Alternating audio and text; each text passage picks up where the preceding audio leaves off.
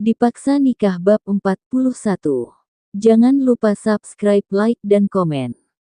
Sekarang keluarga Adipati telah tiba di Bandar Udara Internasional Soekarno-Hatta.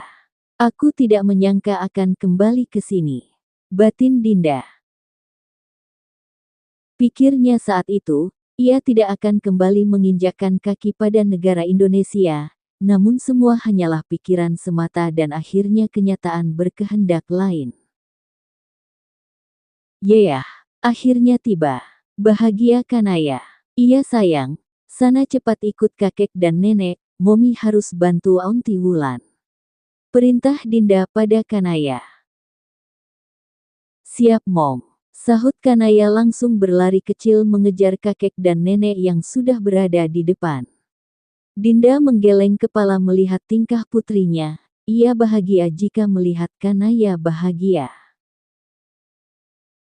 Dinda kembali masuk dalam jet pribadi untuk membangun Wulan yang masih terlelap. Saat tiba di bandar udara, ia tidak tega membangun Wulan. Dari wajahnya terlihat jelas bumil muda ini sangat kecapean, namun ia tidak tahu hal apa yang membuat Wulan lelah. Dinda menepuk pelan pipi Wulan. Dek, ayo bangun, kita sudah tiba. Ucap lembut Dinda membangun Wulan. Bentar lagi Kak, aku ngantuk. Sahut Wulan belum sepenuhnya sadar dari tidurnya. Dek, nanti kamu lanjutkan di mansion, sekarang kita turun dulu. Emangnya kita sudah tiba ya Kak? Tanya Wulan, meski masih enggan membuka mata. Iya, kita sudah tiba. Apa kamu tidak ingin makan? Kakak sih tadi rencana mau ngajak kamu makan burger, steak, es krim dan masih banyak lagi, tapi sayangnya kayaknya kamu gak mau, ya sudah kakak ajak Naya saja. Ucap Dinda sengaja memancing Wulan dari malasnya bangun. Dinda tahu ini adalah salah satu efek dari bumil. Ia pun sama dulu mengalami seperti ini, bahkan ia sampai enggan bangun untuk mandi. Rasanya saat itu ingin seharian tidur. Mendengar sebutan makanan yang ditawarkan Dinda, seketika mata Wulan terbuka lebar. Ayo Kak, kita cari makan. Aku sudah lapar sejak tadi. Bangkit Wulan dengan semangat. Makanan yang diucapkan Dinda sungguh sangat menggoda imannya. Rasa ngantuknya sesaat langsung hilang. Dinda tersenyum melihat bumil muda ini sangat tergiur dengan nama makanan yang sebutkan. Tidak dapat ia pungkiri jika semua bumil seperti Wulan, maka sejahteralah mereka calon bayi yang berada di dalam perut. Ya sudah ayo, sahut Dinda langsung menggandeng tangan Wulan. Keduanya segera turun dari tangga kecil jet. Sekarang mereka telah berada di dalam mobil. Kak, kita langsung ke kafe kan? Tanya Wulan tidak sabar untuk menyantap makanan yang disebutkan Dinda tadi. Iya, tapi sebelum itu ke mansion dulu, kakak ganti baju dan kamu juga. Sahut Dinda. Kenapa harus ganti baju Kak? Kita langsung ke kafe saja, aku sudah sangat lapar. Protes Wulan menggeleng kepala, tidak ingin ke mansion terlebih dahulu, ia ingin segera ke kafe.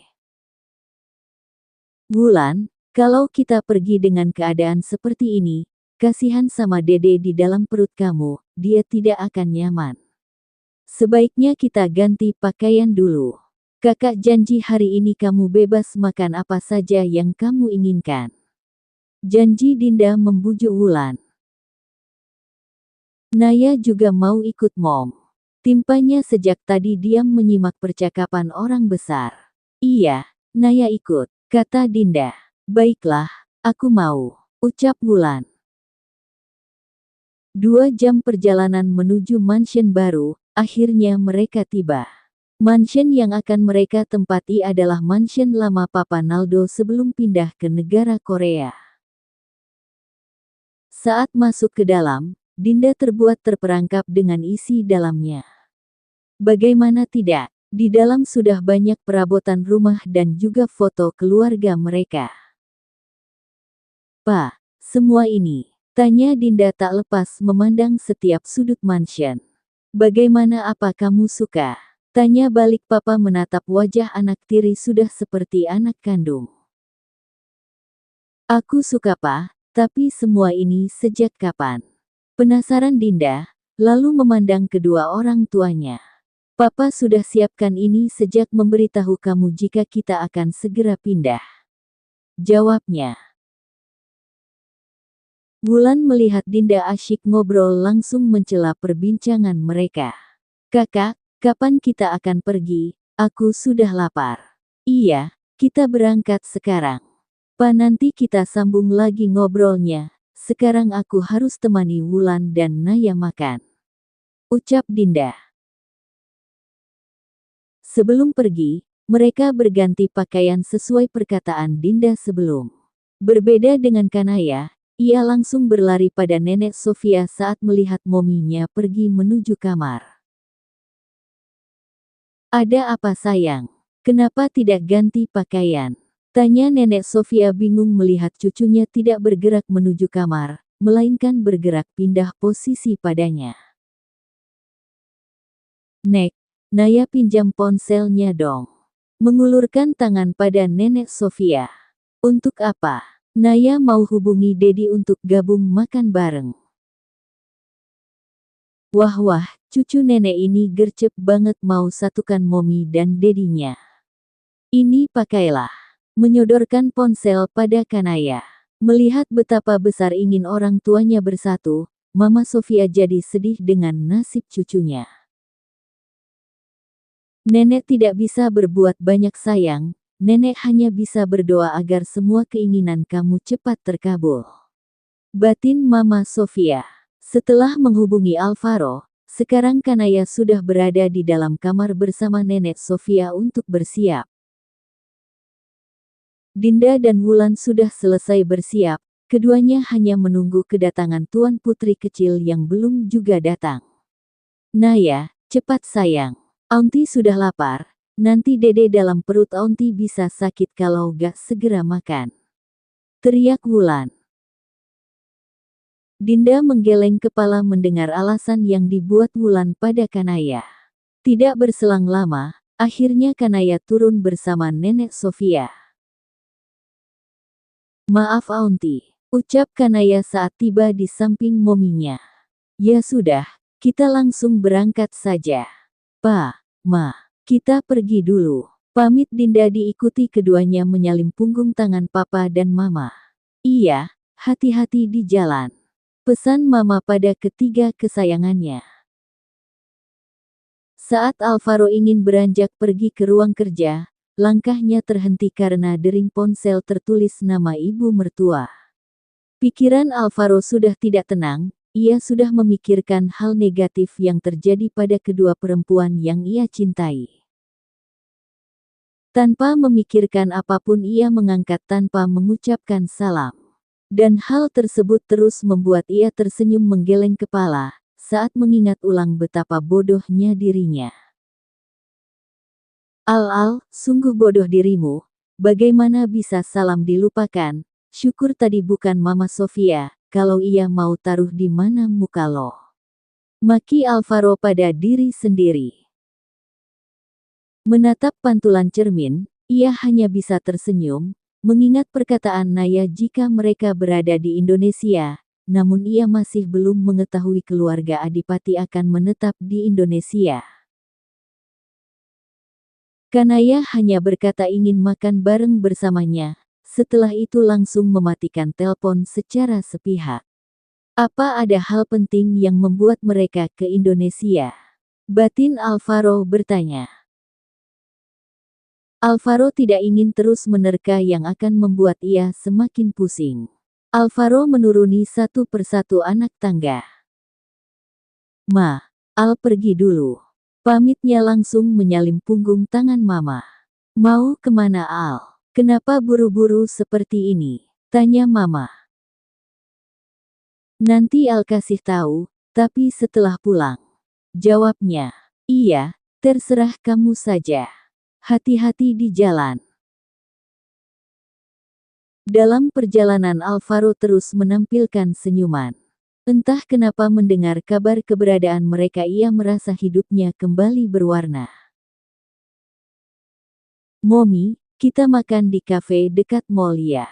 Naya mau beli boneka baru untuk temannya Hello Kitty. Pinta Kanaya. Siap Tuan Putri, sahut Dinda. Kak, aku juga mau beli boneka. Pinta Wulan tidak mau kalah dari Kanaya. Untuk apa bonekanya, Aunty? Tanya Kanaya pada Wulan. Kalau Naya untuk apa bonekanya? Tanya balik Wulan, tanpa ingin menjawab. Naya tanya Aunty, kenapa Aunty tanya balik pada Naya? Ya sudah kalau Naya gak mau jawab, Aunty juga gak mau jawab. Ish, Aunty ngeselin. Biarin. Dinda melihat tingkah kedua orang tersebut tersenyum geleng kepala. Tingkah mereka selalu saja mampu membuatnya tersenyum, hal tersebut membuat ia bersyukur memiliki Kanaya dan juga Wulan. Tidak membutuh waktu lama mereka kini telah tiba di mall. Hal tersebut pun juga sama dengan Alvaro. Mobilnya dan mobil Dinda masuk ke area parkiran bersamaan, bahkan bersebelahan. Dinda kaget melihat keberadaan Alvaro. Namun tidak dengan Alvaro, karena ia sudah mengetahui hal ini dari Kanaya. Dedi, teriak Kanaya berlari menghampiri Alvaro. Dinda berjalan menghampiri Alvaro. Kak Al, di sini juga? Tanya Dinda. Iya, jawab Alvaro tanpa menoleh. Saat ini ia sedang melepas rindu dengan putri kecilnya dengan mencium gemas kedua pipi. Dedi, hentikan. Pipi Naya sakit. Ucap Kanaya sakit. Maaf sayang, Dedi sangat merindukan bocah kecil Dedi, hingga tidak menyadari kalau kamu kesakitan. Kata Alvaro. Mendengar kata bocah terucap dari bibir Alvaro, mendadak Dinda teringat pada panggilan dulu yang sering Alvaro ucapkan. Dinda tidak bisa membohongi dirinya lagi, sekarang ia sangat merindukan masa-masa dulu. Tanpa terasa butiran kristal terjatuh dari pelupuk mata dan secepatnya langsung ia usap. Wulan menyadari kesedihan Dinda. Ia dapat menduga jika pria yang menggendong Kanaya adalah mantan suami Dinda, bapak dari bocah tengil ini. Kak, ayo masuk, aku sudah sangat lapar. Ajak Wulan lelah berdiri seperti ini. Iya, Naya mau ikut masuk atau mau bersama Dedi? Tanya Dinda sebelum masuk ke dalam kafe. Ikut Mom, dan Dedi juga akan makan bersama kita. Jawab Kanaya, tanpa memperdulikan reaksi Dinda. Sekali-kali egois pikirnya tidak salah, kan Dinda begitu keras kepala.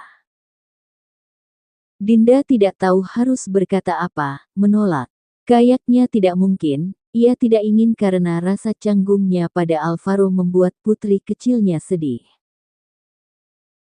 Kak, aku ingin makan burger, steak, soto Betawi, kerak telur, rendang, dan juga nasi kubuli.